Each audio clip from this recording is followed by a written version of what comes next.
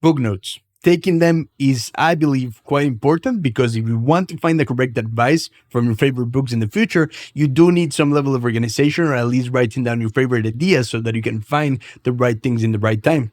However, taking these notes gets quite annoying, and I think there's a couple of different methods of reading books as well as taking notes of these books. So in this video, I want to break down a little bit of the different methods, whether you like reading physically on a Kindle or my preferred method, which I'm going to be talking about in this video.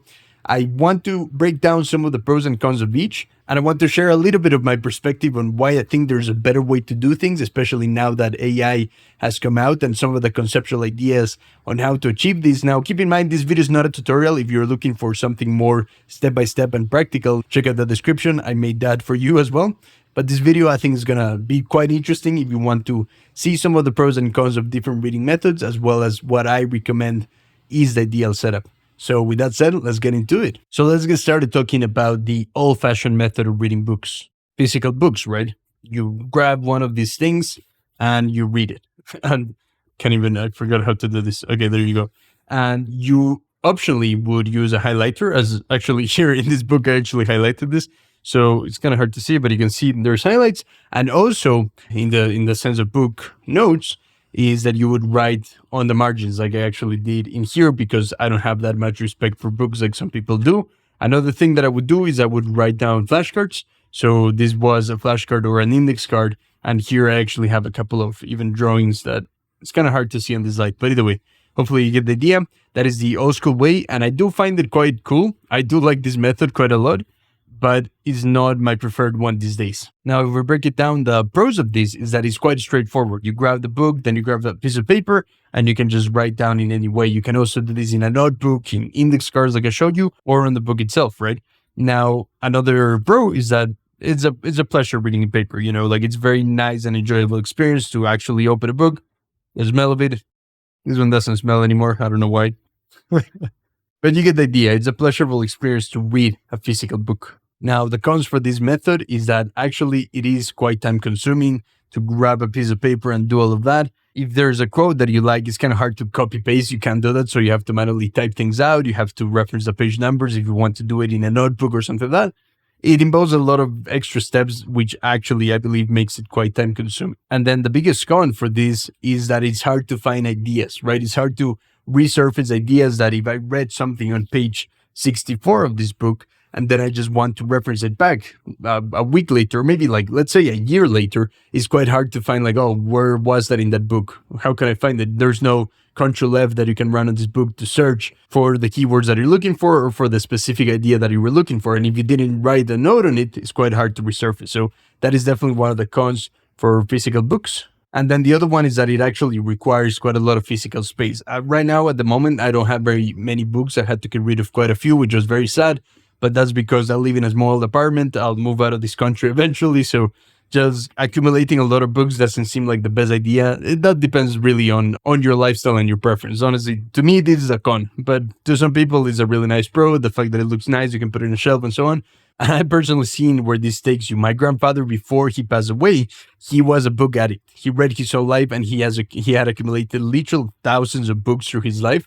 So by the time he was quite old, he would have so many books that all of the walls in his apartment were covered by bookshelves. And yeah, this sounds cool and everything, but when he passed away, my family, like my mom and my uncles, don't know what to do with all those books. It's a lot of work to sell them all. They don't really want to get rid of them. So I've seen what happens when you really accumulate and it actually becomes a problem. So maybe that's why I don't like to go down that path. But that's just my personal preference. So that to me is the pros and cons of the old-fashioned method. Yeah, it has some really nice things, but also some very annoying aspects of it. Now let's go down into Kindle. So here's my Kindle. I have the Paperwhite. I forget from what year, but it's definitely a few years old. The Kindle and other readers finally made the experience of reading digitally pleasant, right? Because instead of looking at your phone, which would be a very bright and annoying screen, then you can just look at the Kindle and it's much better designed for that purpose. Now the pros and cons of this. On the pro side, it saves a lot of physical space, right? Because obviously it's a lot easier to store all of your books in a Kindle versus this idea of having a lot of bookshelves that you have to manage. You move, you have to pack all of your books with you. It's a pain, it's a lot of things to keep in mind. So the Kindle does save you a lot on that, which is pretty nice. And then in the area of taking notes, it's pretty cool that you can sync your notes. You can use even something like Readwise to export it to your favorite note-taking apps. It's really cool. There's a lot of really nice benefits that you actually get from taking notes on a Kindle and highlighting things and so on. Now, on the cons, typing notes, actually taking notes in your Kindle, I find it quite annoying because it has, let me show you. All right, so I actually read my Kindle horizontally. I don't know if I'm a psychopath for that, but either way, so if I want to highlight something, so that's a note. And now look at that keyboard. That's so annoying. And even if it was like this, which I could change the orientation, this keyboard is the worst writing experience that you'll ever see because it's also very laggy. The Kindle is a bit slow. I hate it. I just hate taking notes in here. Maybe that's just me. Even I don't really like keyboards in phones at all. Having the type of keyboard that devices like this have, it's even worse. I don't know. I mean, I just like old school keyboards. I like this thing with clunky keys. So that's just my preference. I always prefer a keyboard over a digital one. And in the Kindle, I like it even less. So that's a big problem for me. Might not be so much of a problem for others, but that's me. So this takes us now to my preferred method. Now, let me describe this. The idea is that I would read a book either in the Kindle, in a physical form, or audiobook, which is my favorite way. Yeah, I know it's not reading, it doesn't count. But either way, I like audiobooks. I can listen to them while I'm at the gym, while I'm walking. I really like it. So yeah, I don't care.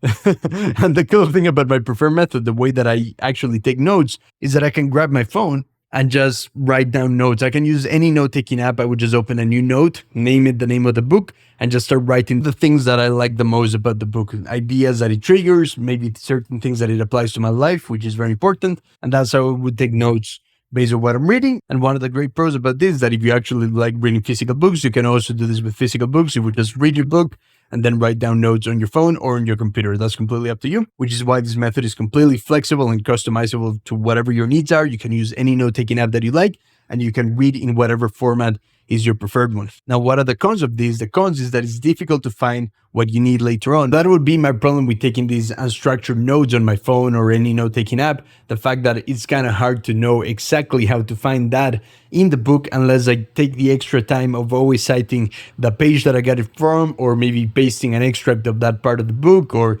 if I'm listening to an audiobook, it's a bit more annoying because I would have to maybe write down the chapter and approximately how far into the chapter I found that information in.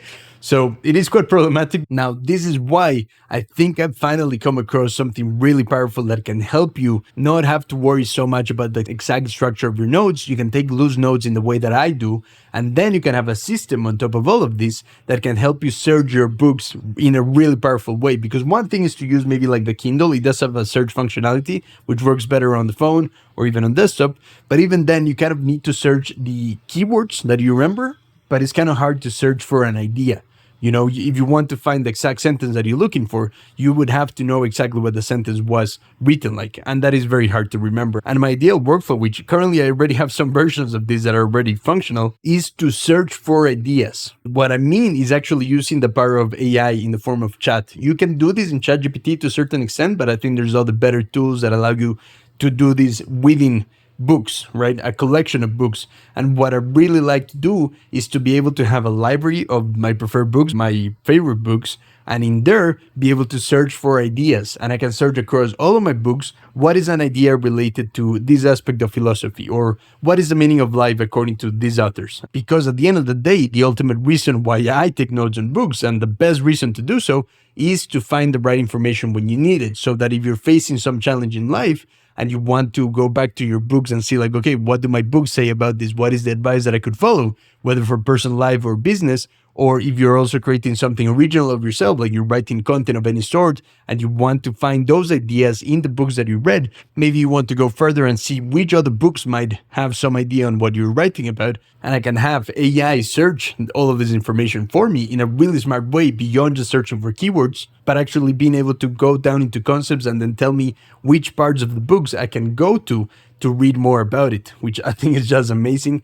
This is the workflow I've been dreaming of for years. Now, at this point, you probably agree that this is a really nice setup and it's something that I really am excited for it to keep developing so that it keeps getting even better. But to not leave you empty-handed, because I was debating whether this video should be about particular apps, but rather I just really want to explore concepts like this and share them with you. And if you do want to get into the practicals right now, like I said, I didn't want to leave you empty-handed, so I did make a free guide for you on the particular apps that I'm talking about. And the reason why I don't want to put it at the end of this video is because these apps keep changing constantly. Honestly, week to week, they keep changing. By next week, I might find a better tool So I want to just give you the latest and greatest thing, right? Which is why you can find it on my website, and then you're going to be able to access the latest app that I'm using for this particular purpose. That way it's all up to date and you know exactly what's the best tool that you can use for this. Hope you enjoy that. Check it out in the description. And very excited to keep exploring concepts like this. So let me know if you have any more questions of things like this that you would like me to dig deeper into the future. And with that said, I hope you have a great week. See you later. Bye.